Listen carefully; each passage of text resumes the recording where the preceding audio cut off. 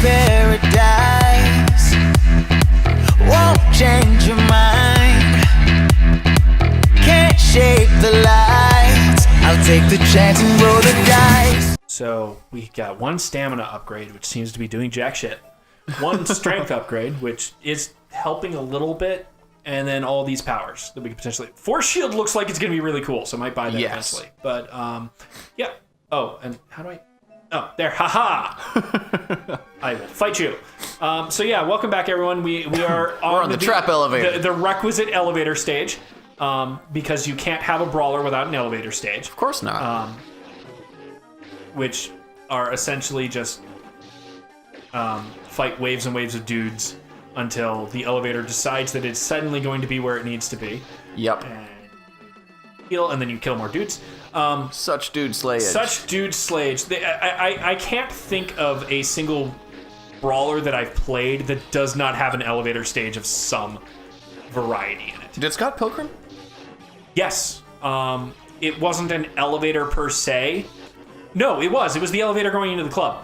Gotcha. I never got that far into it, so I wasn't sure. I only ever got that far because I either played it multiplayer, so there were lots of people to die in my place, and thus revive.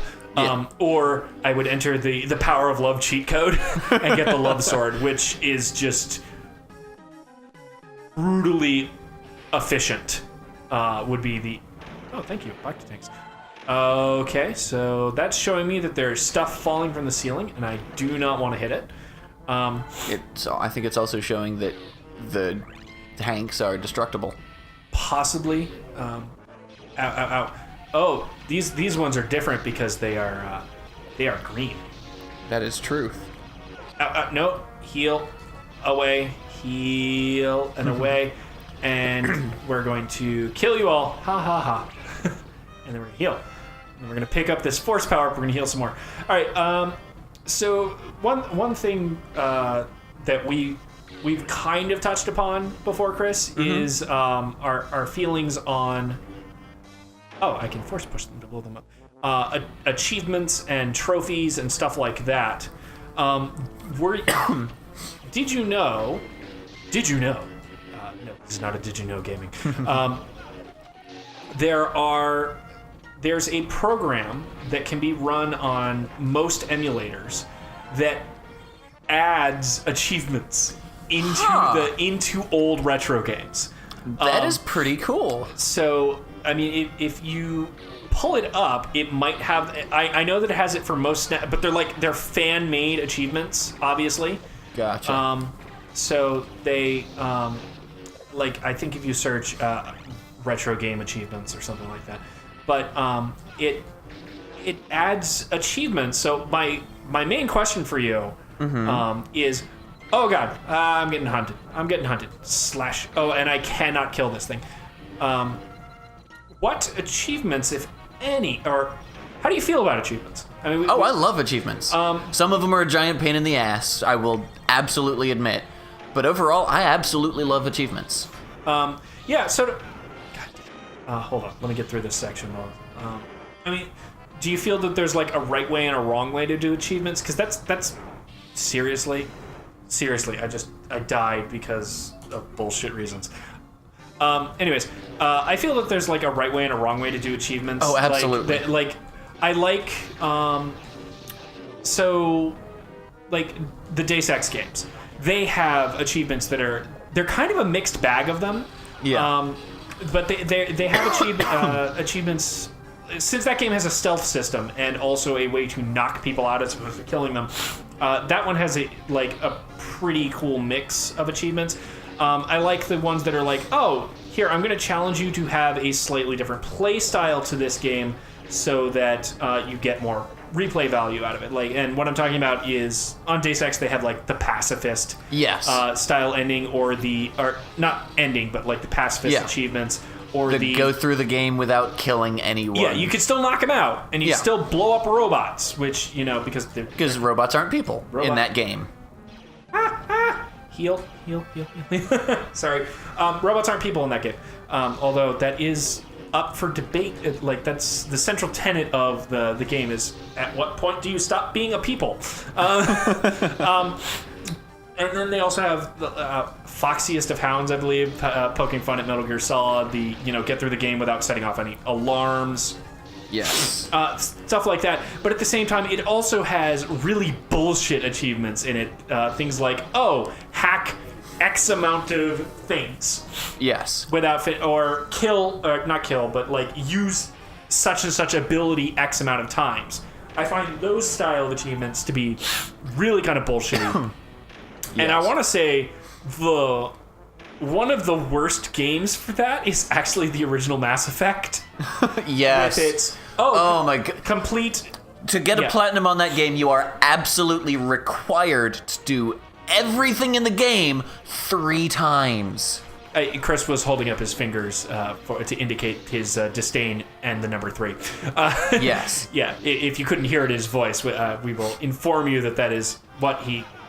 No. One of those achievements specifically, the one for doing shit with your Asari ally, requires you to skip doing a lot of these side quests on the Citadel until you get your Asari ally later in the game, and then come back and do them all. But she's worth it because she's your. Yeah, Asari, she is awesome. She's a great. I character. don't care that they programmed in other love interests. She's your love interest. Of course. Deal with it. I mean, it is how it is. But yeah, I mean, they fixed it in the later ones. Like in the later ones, you can do everything in a playthrough because you get to carry over your stuff. But yeah, or get to blank level that just requires grinding. And it's even worse in Mass Effect, where there's a set number of enemies in the game. Yes, there is nowhere to go that will just continuously spawn enemies. So the only option you've got for getting more enemies is exploring more of the galaxy, doing more bullshit there. And even that, there's a limited number of planets you can explore. Yeah, because it's pre-generated. It's not a procedurally generated system. Yes. So, is this just a fucking survive? Because that's crap. Yes. Yeah, because I can't not take the time to heal because I'm getting hit by stuff. Yep. Okay, there we go. Yeah, and the problem is... 1 minute. Oh, good. Okay, Timer. quick, talk. I've got 1 minute to run. You die. No. Heal. No healing. Walk. Dead. Oh, yeah. Walk, don't run. And don't walk continuously, because they fall in a pattern. And if I get hit by one, I am knocked back. Yeah, it's not continuously walking either. That was... It's stutter step your way down the hall. You have 28 seconds. Oh, okay. Yeah, but I need the heal or I won't... Oh, absolutely. I understand. Go. No, you die. I hate timers in things. Okay, good. Thank God. Timers and things like that are bullcrap. Yes, they are. Ray shields! How did this happen? We're smarter than this. Are you? Apparently not. Oh, this is just perfect. I've got a bad feeling about this. Damn it, Anakin. What? Why did you have to say that? Oh yes, General Kenobi, the negotiator. Do you need a cough drop? General Grievous. I look forward to adding your lightsabers to my collection. I don't think so.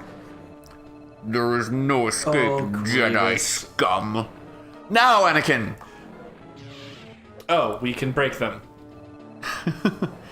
There is no escape, Jedi scum. Totally, He's running away! We can't let him escape. Poor Grievous. Like, Grievous, as a character, we almost had him, got screwed. Yes, absolutely. Especially because because God, what's his name? The guy who did Samurai Jack. Yeah. Between episode 2 and 3, they did a thing called Clone Wars, which then got replaced with the CGI Clone Wars, which in some ways is better, but in others is much worse. Mm-hmm. And the Grievous in that is terrifying because he's done in the Samurai Jack style, but they make him a legitimate threat. Yeah. And then he shows up in this, and he's just kind of a joke. He's a joke, he's a doofus, and he's got that whole collapsed lung deal. The collapsed lung thing, I do not really have a problem with because not at all. of they explain it in. I'm going to take force speed. Running faster seems like a good thing. They explain it in the cartoon, or they did explain it in the cartoon. In the CGI one, he already has it. Yeah. But in the cartoon, he has it because he took on Mace Windu. He took on Samuel L. Jackson. Yeah, and he by force himself. crushed him. Didn't He almost beat Samuel L. Jackson, and Samuel L. Jackson's only recourse was to try and kill him by crushing his heart and basically permanently damaging his lungs. Yeah. I don't trust him. Yeah, we're done voice acting. I want to get to the game. Yeah.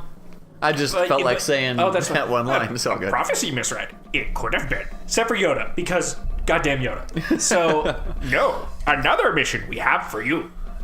That you can't... Come on! It's Yoda! Absolutely. How do you screw up Yoda voice?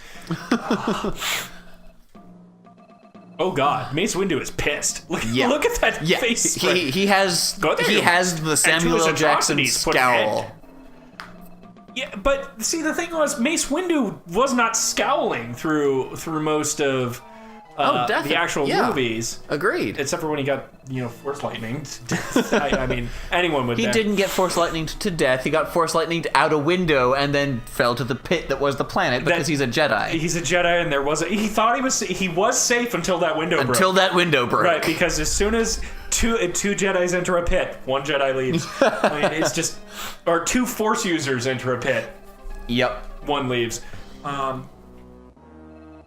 Try not to attract too much attention, which means brawling. God, I need to not draw attention to myself. Let's leave my lightsaber. I don't even remember what we were freaking talking about before. Like, we were, what was it? Achievements. Yes. Ha ha ha. So, I mean, there are good ways and bad ways to do them.